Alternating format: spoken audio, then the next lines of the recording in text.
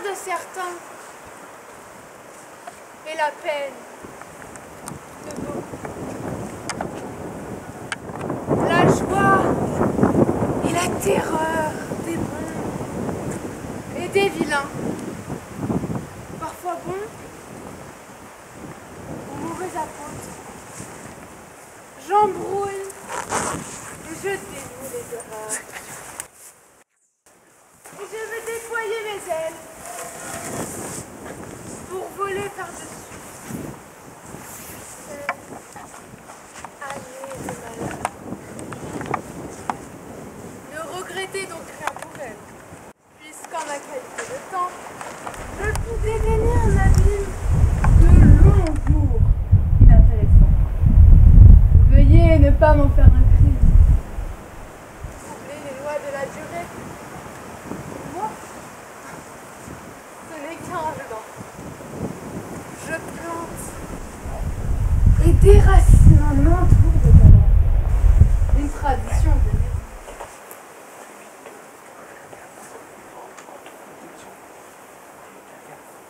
Je retourne mon salut. Ayez, mesdames et messieurs, quelques questions. Il faut que vous imaginiez que vous avez dormi 16 années.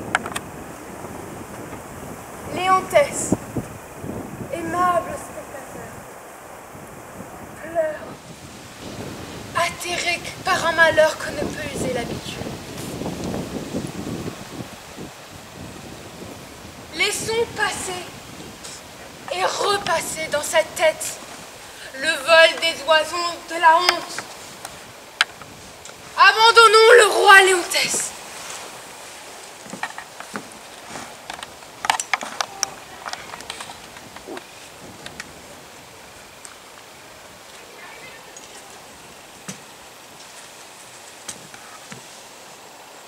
Transportons-nous en Bohême. Souvenez-vous d'un fils de roi dont avait parlé Polyxène. Son nom est Floricelle. Quant au nourrisson perdu sur la grève, dont le nom était Perdita, elle est belle comme on en rêve. Tout ce qui va lui arriver, je ne m'en vais pas vous le dire. On la croit fille d'un berger. Après elle, chacun soupire. C'est l'essentiel de l'argument.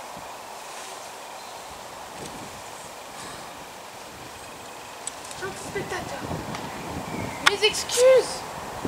J'ai abusé de votre temps. Mais chacun en use et abuse pour me dire bien ma morale. Et ce que le vieux temps vous souhaite, c'est en affaire. Ou en fait, c'est de ne pas perdre votre temps plus mal.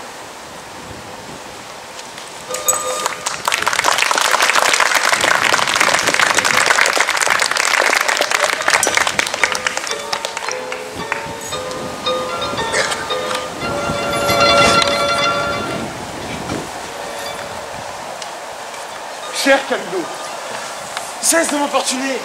Te refuser quoi que ce soit me rend malade. Mais t'accorder cela serait ma mort.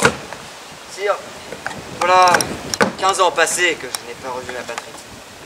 C'est dans mon pays que j'aimerais coucher mes vieux os pour mon dernier repos. De plus, mon maître le roi, dans son repentir, me réclame.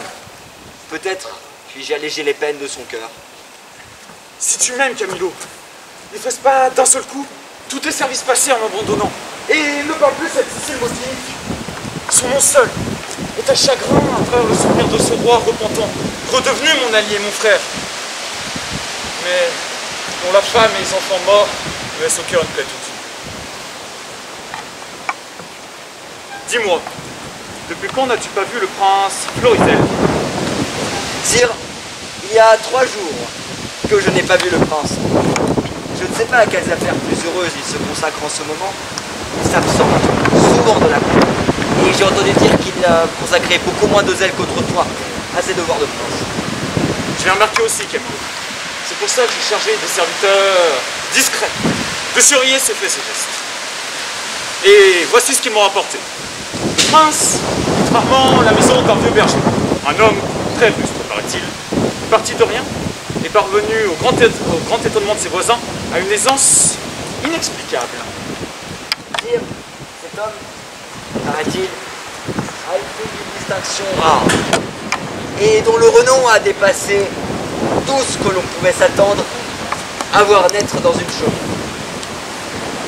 Oui.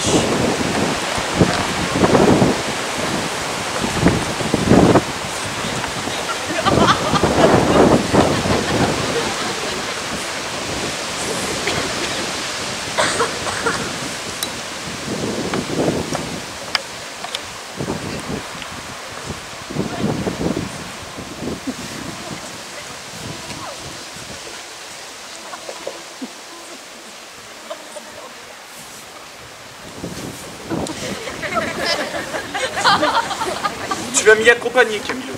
Et sans montrer qui nous sommes, nous parlerons à ce vieux berger. Il ne sera pas difficile de tirer de sa simplicité les raisons des venues que mon fils fait chez lui. Allons, aide-moi encore dans cette affaire et essaie pour un temps d'oublier la Sicile. Je pratique dans les draps de lit. Et quand le Milan fait son nid, veillez bien sur votre joli linge. Mon père me nomma Autolycus. Il fut mis bas, comme moi-même, sous le signe de Mercure. Les dés et les filles m'ont payé ces défroques, et mon revenu est fait de coquineries bénignes. Gibet et volée de goût sont trop souvent à l'affût sur la grande route. Bâtons et pendaisons sont mes terreurs. Quant à la vie future, j'en endors en moi la pensée. Ah! Ah! Une touche! Une touche!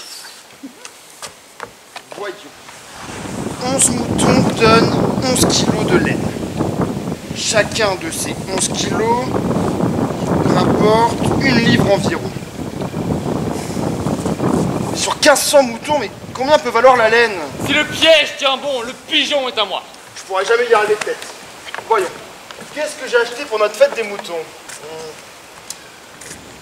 3 livres de sucre, 5 livres de raisins secs, du riz. Après tout, mon père a nommé ma sœur reine de la fête.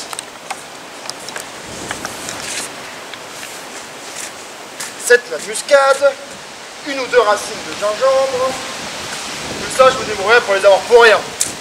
4 livres de prunes et autant de raisins séchés au soleil. Ah! Pourquoi suis-je né? Jésus, est-ce possible? Mais qu'avez-vous, monsieur? Ah, monsieur! Le coup de poing que je reçu était rude! Un nom de plus d'1 million! Hélas, 1 million, mais ça doit commencer à compter. Je suis un homme volé, monsieur! Et battu! On m'a volé mon argent, mes habits!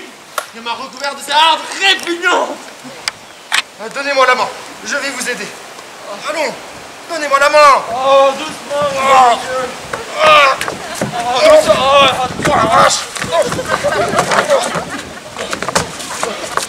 Oh, doucement, j'ai bien peur qu'on m'ait démis l'omoplate! Ah, mais que se passe-t-il? Pourquoi ne peux-tu pas te tenir droit? Oh, je vous demande, monsieur! Oh, doucement, mon monsieur! Oh.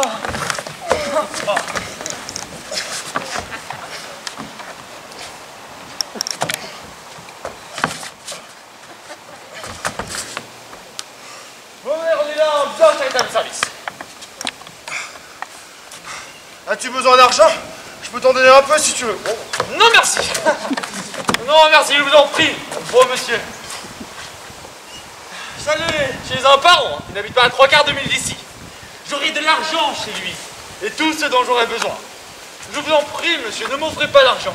Vous me briseriez le cœur. Mais quel genre de compagnon était-ce, celui qui vous a volé? Un compagnon que je connais bien, pour être un habitué du trou madame. Je crois l'avoir connu aussi jadis au service du prince. Je ne saurais vous dire pour laquelle de ses vertus il fut chassé d'un cour à coups de fouet. Mais il le fut.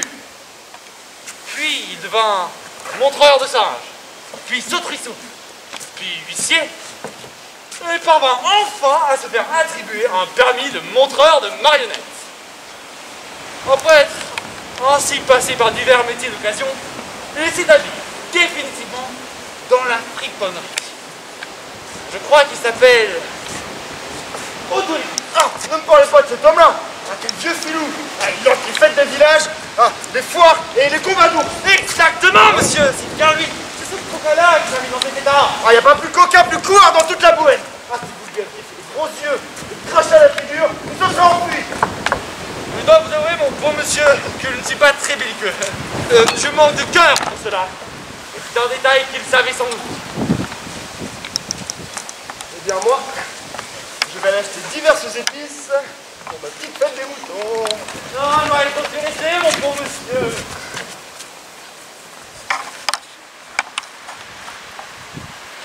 Votre bourse me paraît bien légère maintenant. Mon bon monsieur, pour acheter vos diverses épices, je vais aller la voir, votre fête des moutons.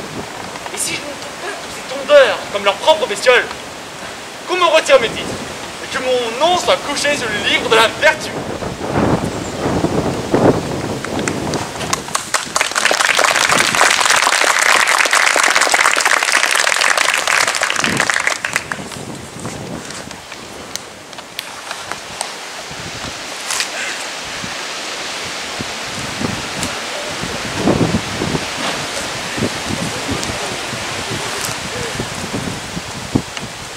Ces habits-là savent exprimer tout le charme qui est en vous. Ce n'est pas une bergère, mais Flore un matin d'avril. Votre fête de moutons ressemble à une réunion de petits dieux dont vous seriez la reine. Ce n'est pas à moi de vous gronder pour votre lit, mais votre grandeur, le gracieux point de mire de tout le royaume, dissimulé sous les habits de berger, et moi, pauvre bergère, me voir parer comme une déesse. Béni soit le jour où mon brave faucon eut l'idée de survoler le champ de ton père. Puis Jupiter vous donne raison. Moi, les abîmes qui nous séparent m'épouvant. Et je tremble d'imaginer qu'une père puisse arriver par ici un beau jour. Ne pense qu'à notre joie.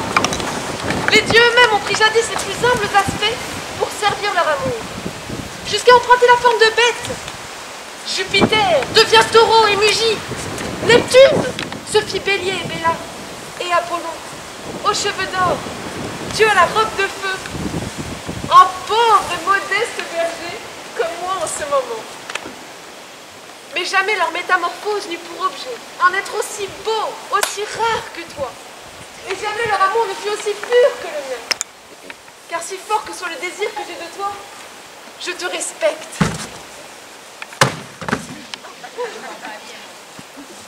Oh, mon gentil monsieur, toutes vos belles résolutions ne seront plus que fumée si, comme cela doit arriver, la toute-puissance du roi s'y oppose. Il ne nous restera alors que deux voies à choisir. Vous, renoncez à votre amour, ou moi, renoncez à la vie. Ma douce Perdita, n'assombris pas avec de tristes pensées la joie de cette fête. Je ne serai plus rien jamais si je ne suis plus rien pour toi. Chassez toutes ces vilaines pensées au premier accord des violons.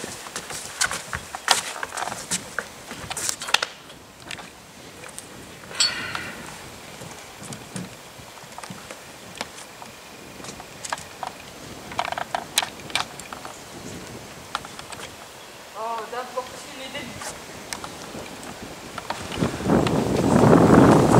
Voici vos hôtes. Vous êtes la reine de la fête.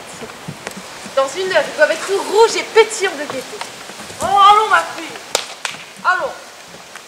Vous êtes là, sans bouger, comme si vous étiez l'invité et non l'hôtesse de la fête. Quand ma vieille femme était encore de ce monde, un jour comme celui-là, elle était panetier, sommelier, cuisinier, à la fois hôtesse et servante, accueillant tout son monde, trinquant avec chacun, chantant et dansant. Elle trinquait avec chacun. Et vous restez là, à l'écart, comme si vous étiez l'invité et non l'hôtesse de la fête. Allons, faites bon accueil à ces tondeurs de moutons, si vous voulez que votre troupeau prospère. Messieurs, soyez les bienvenus. La volonté de mon père est que je sois aujourd'hui votre hôtesse. Messieurs, bienvenue. Pourquoi nous n'en pas? Honorables messieurs, voici pour vous du romarin et de l'herbe de grâce. Elles gardent leur parfum tout au long de l'hiver. Qu'elles vous apportent le souvenir et le bonheur. Et bienvenue à notre fête.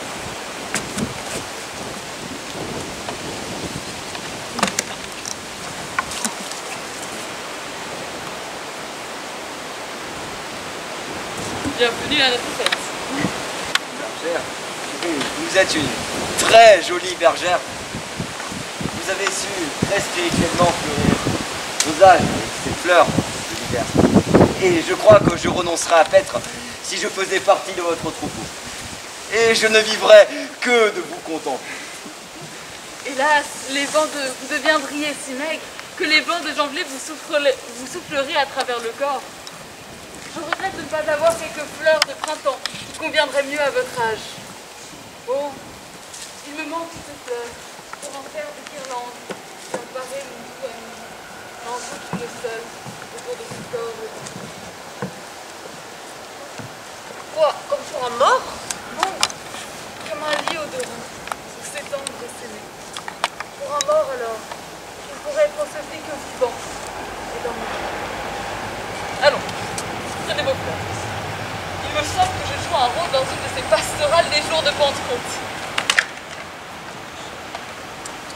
Quand vous parlez, ma douce amie, je voudrais vous écouter toujours. Je ne pourrais craindre que ce soit là que vous montre.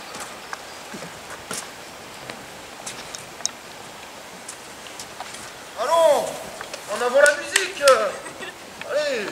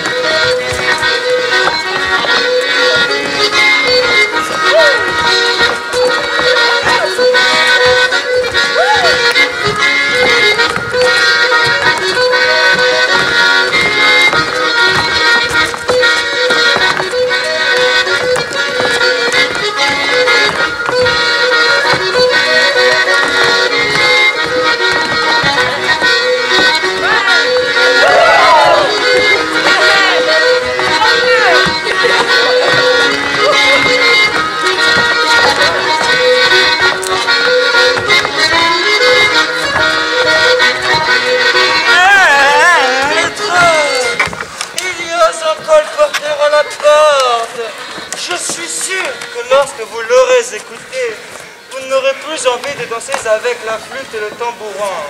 La cornemuse elle-même ne vous entraînera plus. Il chante ses chansons PV que vous comptez votre argent. Et ils sont tous là-bas, autour de lui, avec des oreilles qui s'allongent pour mieux l'écouter. Ah, tu pouvais pas mieux tomber. Oh, j'adore les balades. Oh, surtout quand c'est quelque chose de triste sur un air joyeux. Ou alors quelque chose de sinistre, mais sur un air drôle aussi. Il a des chansons pour les garçons et pour les filles. De la romance en grossièreté, ce qui est rare pour les demoiselles. Avec des refrains si délicats, des yo-yo madame, des houplala, des sautelages pour la haine, des allusions cachées. Et si une racaille mal embouchée lui pourrait une grossièreté dans la chose, il fait répondre à la fille, ça va, ne te fatigue pas mon compère, dans la chanson. Et voilà l'autre, le bec cloué. Il a des rubans de toutes les couleurs de l'arc-en-ciel, plus des cuillettes pour les chausses que n'en pourraient dénouer toutes les filles de Bohème. Vous croyez qu'une chemise est un ange du ciel à l'entendre chanter sa gloire? Eh bien, mon bon ami, si j'étais pas amoureux de Mopsa, tu n'aurais jamais vu la couleur de mon argent. Mais vu comme elle me mène par le bout du nez, je sens que je vais encore devoir dépenser quelques rubans. Tu me les avais promis, il y a belle lurette. Il m'avait promis autre chose aussi. Ou alors c'est que le monde est plein de menteurs. Tu es payé, toi, ma fille, de tout ce qu'il t'avait promis et de plus encore que tu rougirais de lui rendre. Allons! Il n'y a donc plus de manière, jeune fille! Toujours à montrer votre derrière, là, à tout le monde, comme votre figure. N'est-il pas assez à l'étable, là, en trayant les vaches? Ou alors le soir, en vous mettant dans vos petits draps?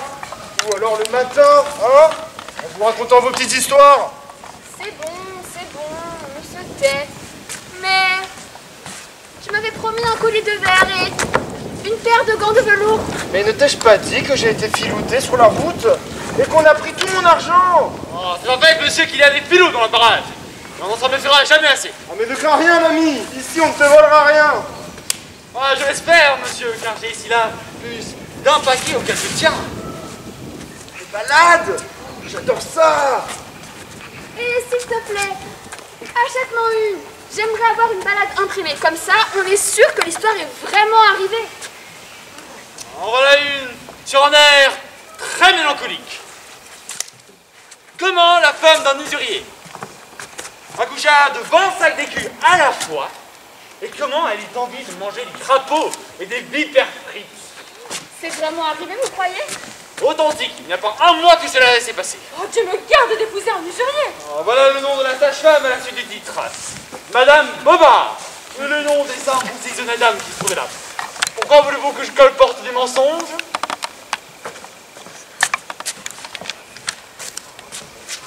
Voilà une autre balade, celle du poisson qui fait son apparition sur la côte. Un mercredi, le 80 avril, à 40 000 au-dessus de l'eau, et qui chanta cette balade sur la dureté du cœur des filles. On pense que c'était une femme, changée en poisson, pour ne pas avoir voulu commettre le péché de chair avec celui qu'elle aimait. C'est vraiment arrivé, vous croyez? 50 de loi l'ont attesté. Et on possède plus de témoignages que mon sac ne pourrait en contenir.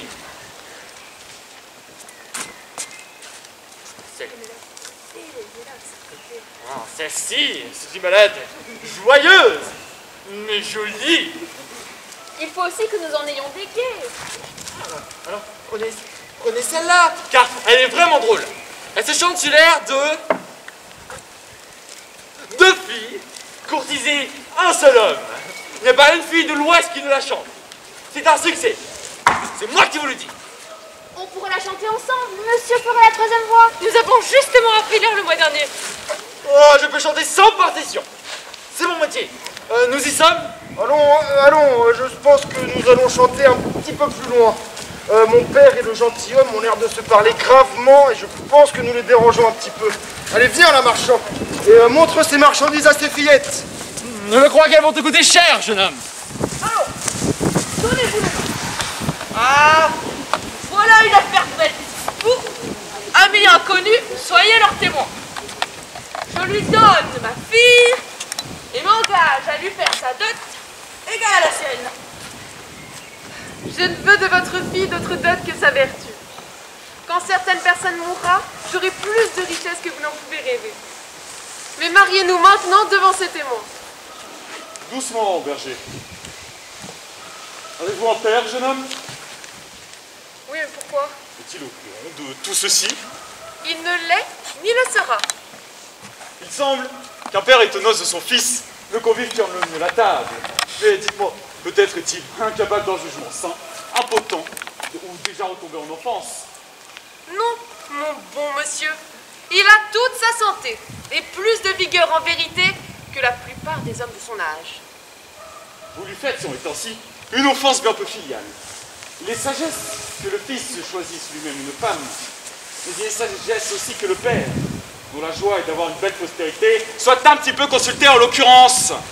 Vous avez raison. Mais pour d'autres raisons que vous n'avez pas à savoir, il m'est impossible d'informer mon père de cette affaire. Devez lui en faire part. Non, il n'en saura rien. Je vous en prie, dites-lui.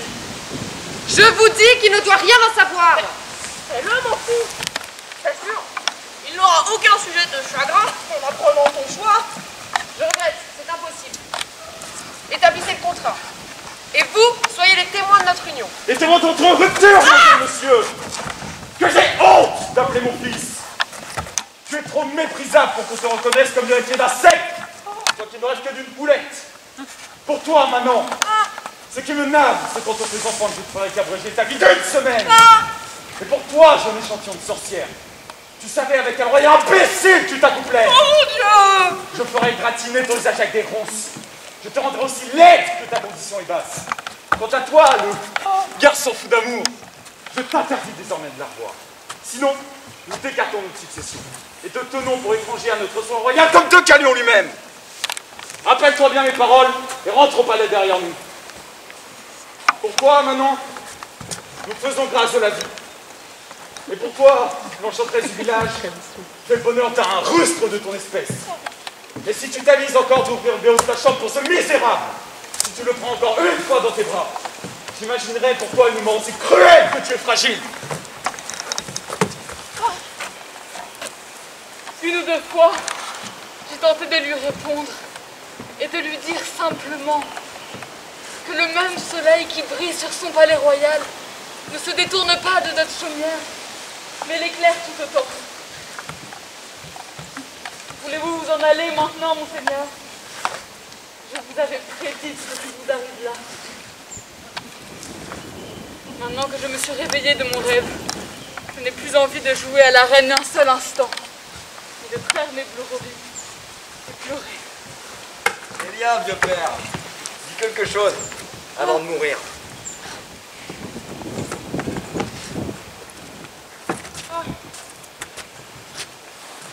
Je croyais gagner ma tombe en paix, mourir sur le lit où mon père est mort, et m'en aller coucher mes vieux os auprès des siens.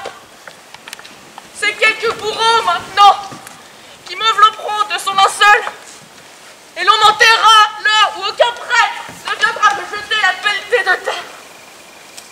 Oh, maudite fille, tu savais qu'il était prince, et tu t'en es allé changer des serments avec lui.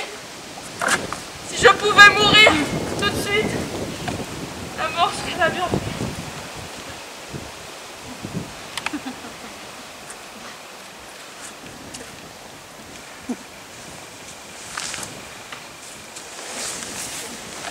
Pourquoi me regardez-vous ainsi? Ce que je veux s'éloigne, mais je n'y renonce pas. Qu'il me raye de sa succession. Je ne veux hériter que de ton amour. Permettez-moi de vous conseiller, monseigneur. Je n'écouterai que les conseils de ma passion. Si ma raison veut bien lui obéir, alors je serai raisonnable. Sinon que la folie soit la bienvenue. C'est le langage du désespoir, monseigneur. Je prends la mer avec celle qui me refusait sur cette terre de Bohême. Quant à la route que nous allons suivre, il ne vous appartient pas de savoir. Monseigneur, que ce soit vers la Sicile. Il me semble déjà voir Léontès qui vous accueille à bras ouverts. Il mêle ses larmes et ses souhaits de bienvenue. Il demande pardon au fils, comme s'il s'adressait au père. Il baise les mains de votre fraîche princesse. Mais nous ne sommes pas équipés comme un vrai petit roi de Bohême. Ne craignez rien. J'ai laissé toute ma fortune dans ce pays. Je suis comme un de ces riches amateurs de théâtre qui tient à ce que la comédie qu'il a imaginée soit représentée somptueusement. J'enverrai des lettres vous annonçant à la cour de Léontès. Mon Dieu, tout cela puisse réussir. Tiens, mais qui c'est celui-là? Peut-être va-t-il pouvoir nous servir. Dans une entreprise pareille, il ne faut rien laisser de côté. Ah, qu'est-ce autre chose que l'honnêteté? Et la bonne foi, sa sœur jumelle, une pauvre idiote, qui vendut toutes mes bricoles. C'était un qui achèterait le premier, comme si toute ma camionnette était bénie. Grâce à cet empressement, j'ai pu repérer mes bourses les plus dodues et m'en souvenir en temps opportun. Ils étaient tous tellement sous le charme que tout leur sang semblait être massé dans leurs oreilles. Vous pouviez passer un jupon, elle était insensible. Chartrer une braguette, insensible. J'aurais pu scier des clés pendues à une chaîne par un mouvement, par un souffle. Profitant de ce moment d'extase, j'ai pu faire mon affaire d'un assez grand nombre d'escarcelles. Et c'est le vieux qui va venir faire du boucan avec sa fille et le fils du roi. Il ne serait pas resté une seule bourse vivante de toute l'armée. Diable, si ces gens-là m'ont entendu cette fois, C'est comme si j'étais déjà pendu. Qu'est-ce que tu as, mon brave? Pourquoi trembles-tu comme ça? Ne crains rien, l'ami. Nous ne te voulons pas de mal. Je ne suis qu'un pauvre homme, monsieur. Eh bien, continue. Personne ne songera à te disputer cette qualité. Elle nous intéresse d'ailleurs que dans son apparence. Nous voudrions te proposer un échange. Serais-tu homme à te déshabiller sur le champ, car c'est urgent, tu le penses bien, et à troquer tes vêtements avec ceux de ce gentilhomme? Parlez-vous sérieusement, monsieur? Je vois clair dans leur jeu. Allons, fais vite. Tu vois bien que le gentilhomme est déjà à moitié déshabillé. Toute conscience, je me demande si j'ai pu l'accepter. Je les vois venir. Dépêche-toi, l'ami, on t'a dit que c'est la pressée. Ah, bien.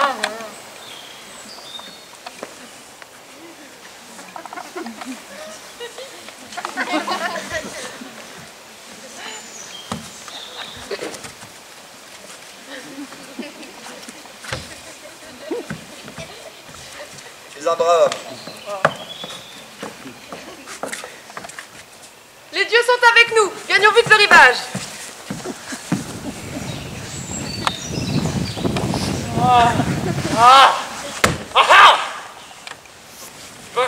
Je vois, j'ai tout entendu en me déshabillant. Au reste, main experte et coup d'œil rapide sont les trois atouts d'un coupe aux bourses.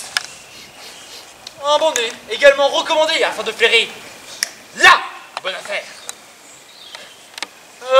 Le prince lui-même s'en fait des petites irrégularités en s'enfuyant avec ce tendre boulet à ses talons.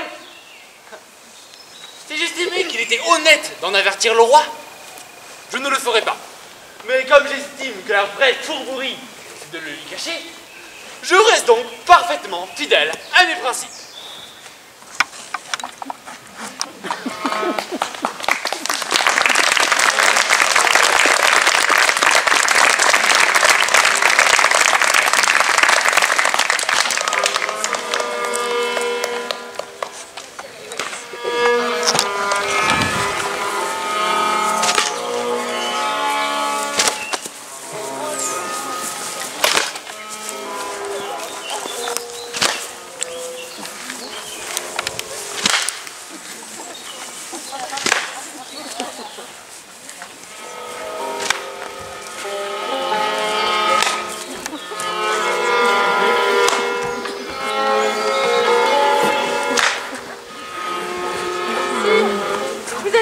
Vos fautes comme un sang.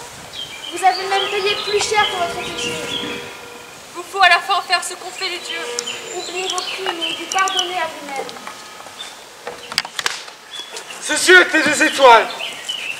Et tous les autres yeux ne sont que des charbons éteints. Paulina, je n'aurai pas d'autre femme.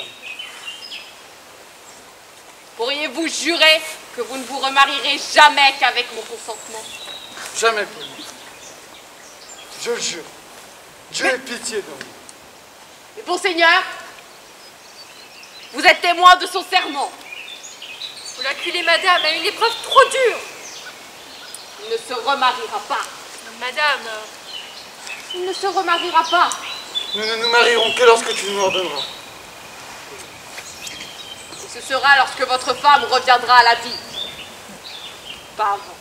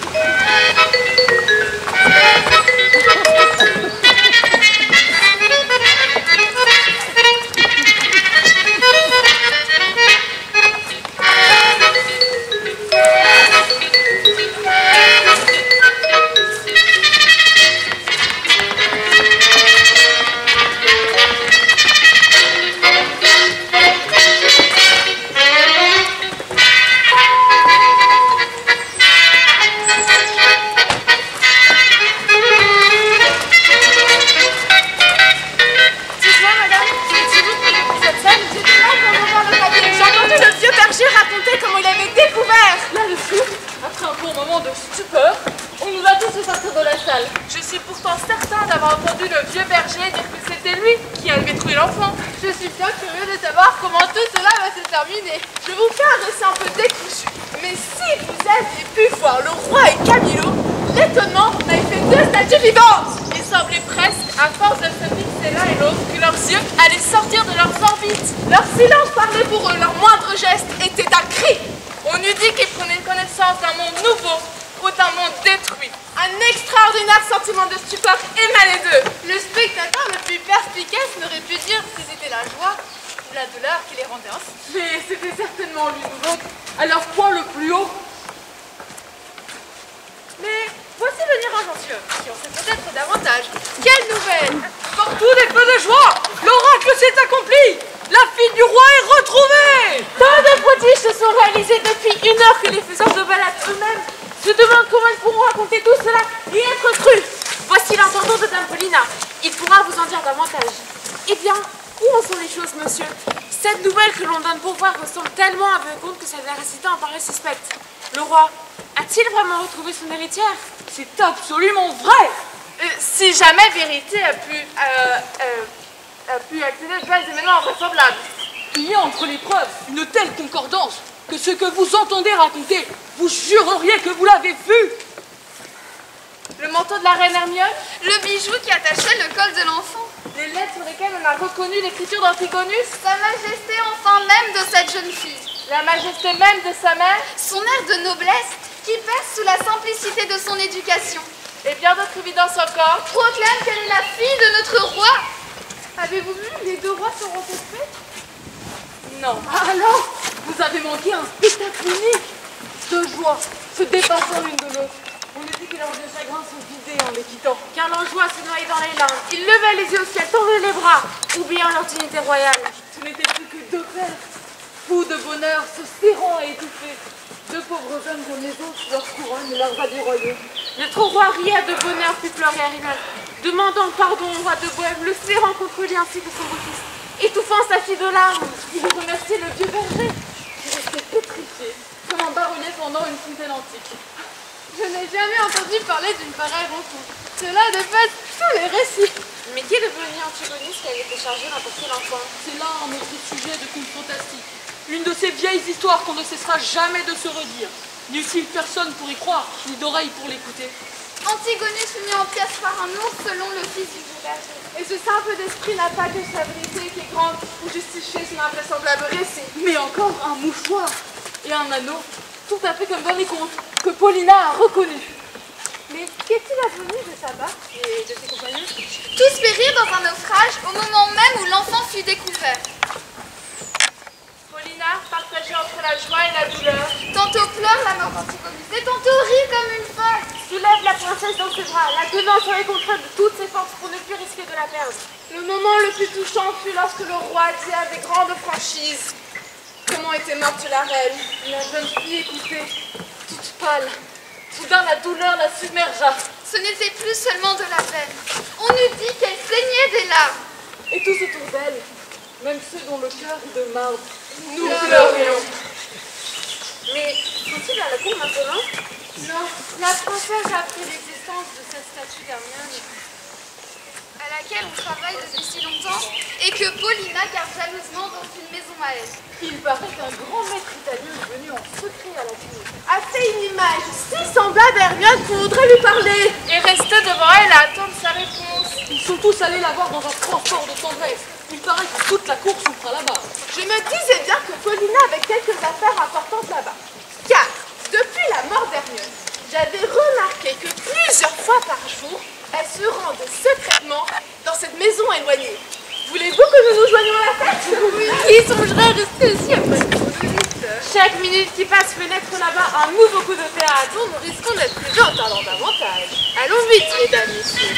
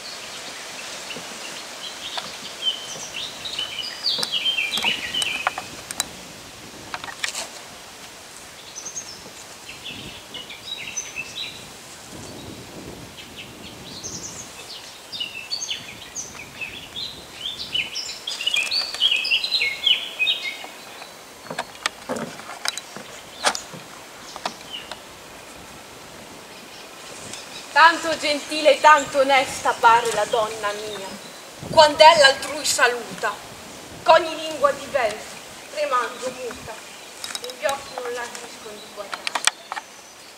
Ella si va, sentendosi laudare, benignamente d'umiltà vestuta. Mi pare che sia una cosa venuta dal cielo in terra, miracolo mostrare. Mostrasi sì piacente a chi l'ammira, che dà per gli occhi una dolcezza al cuore, che intender non la può chi non la prova.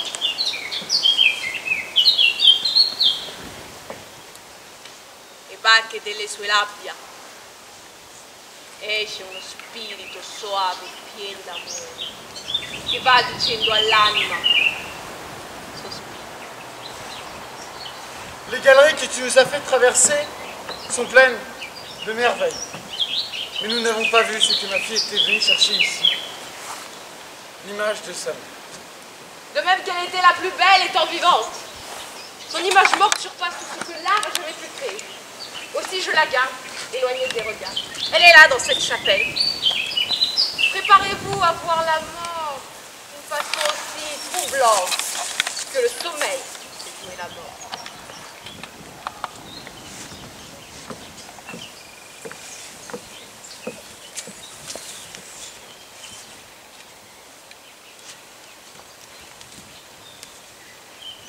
N'est-elle pas vivante? J'aime votre silence qui dit votre étonnement. Pouviez-vous imaginer quelque chose de plus troublant? Quel homme a pu faire un tel chef-d'œuvre? On dirait qu'un souffle s'exhale de ses lèvres. Je vous demande à tous de ne pas bouger, de rester immobile. Fait, personne ne bouge. Jouez musique, réveillez-la.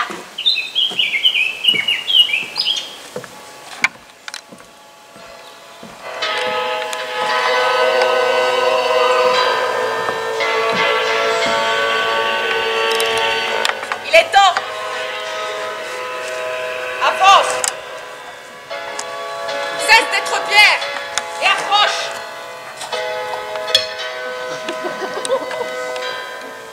Reviens. Je vais combler ta tombe. Oui. Avance.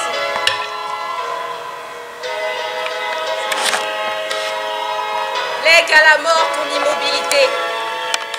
Car de la mort, la chair vive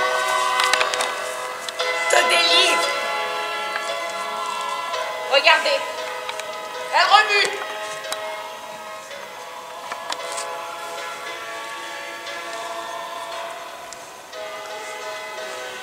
Sa main est chaude. Si c'est de la magie, cette magie est simple et bonne comme le pain de chaque jour. Si vraiment elle est vivante, qu'elle parle. Oui, et qu'elle nous apprenne où elle a vécu et comment elle a échappé d'entre les morts. Si on se contentait de vous dire qu'elle était vivante, vous en ririez comme d'un vieux conte. Pourtant elle vit, quoiqu'elle ne parle pas encore. Patientez un peu.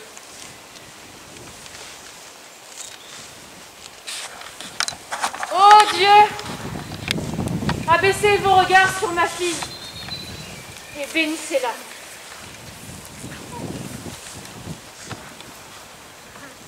Dis-moi, mon enfant, où as-tu été recueilli? Où as-tu vécu? Comment as-tu retrouvé le royaume de ton père?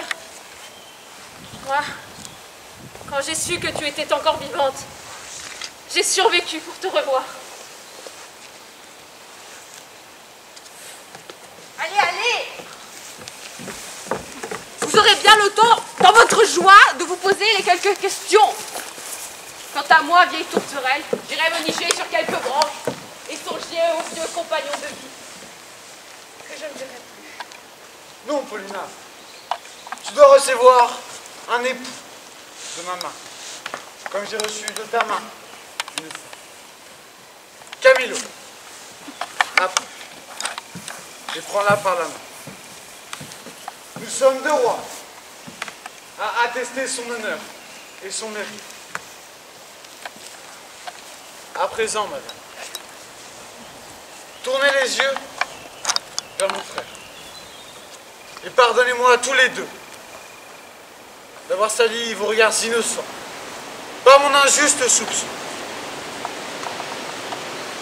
Voici votre gendre, fils du roi Polyxène, qui, grâce au ciel, est fiancé à votre fille. À présent, Paulina, emmène-nous en quelques lieux plus riants et paisibles, où nous pourrons à loisir échanger nos questions et nos réponses sur ce que nous avons fait tous pendant cette vaste brèche dans le temps où nous avons vécu séparés.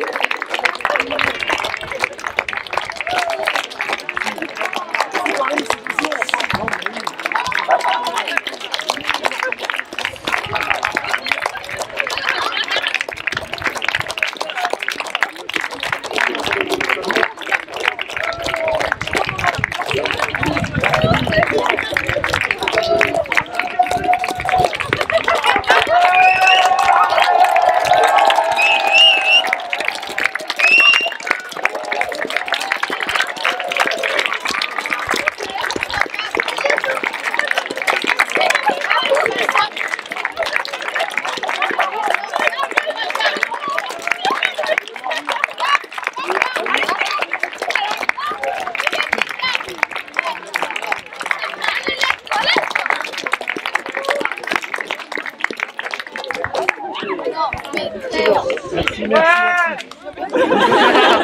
Pierre. Juste un tout petit mot.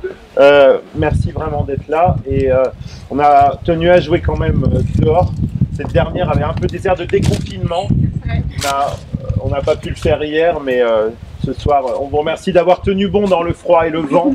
C'est vraiment à ces acteurs qui, contre vent et marée, ont traversé tout ce spectacle. Je voudrais quand même vraiment remercier toutes les mamans et tous les papas qui nous ont aidés à construire ce spectacle. Sophie.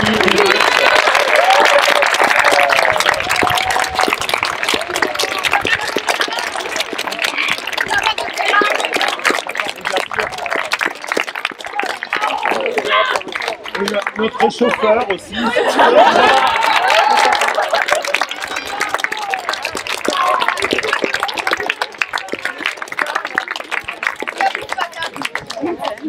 Monsieur, tant qu'on est dans les remerciements, j'aimerais dire un mot.